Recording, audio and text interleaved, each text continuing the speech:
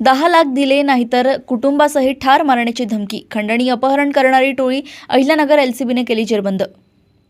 फिर्यादी श्री बापूसाहेब रामदास गागरे, अहिल्यानगर हे दिनांक 13 ऑक्टोबर रोजी त्यांच्या घरातून ड्रायव्हरला घेण्याकामी वाकडी येथे जात असताना एक पांढऱ्या रंगाची चारचाकी वाहनाने पाठलाग करून निळवंडे कॅनलच्या जवळ फिर्यादी सत्याराचा धाक दाखवून जीवे ठार मारण्याची धमकी देऊन बळजबरीने गाडीमध्ये बसवून जाऊन एका निर्जन ठिकाणी असलेल्या गोडाऊनमध्ये घेऊन जाऊन फिर्यादीस मारहाण करून 10 लाखाची खंडणी मागितली.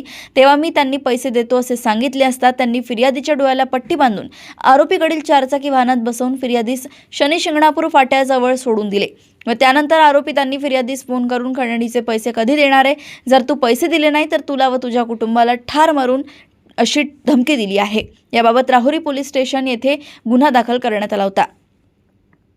17 नोव्हेंबर रोजी हे पथक तांत्रिक विश्लेषण व व्यावसायिक कौशल्याच्या आधारे अहिल्यानगर एलसीबीला माहिती मिळाली की सदरचा गुन्हा संशयित इसम नामे ओम अशोक ठोंबरे व अजय शंकर हुलावडे यांनी त्यांच्या साथीदारासह केला असून ते कोथरूड पुणे येथे आहेत.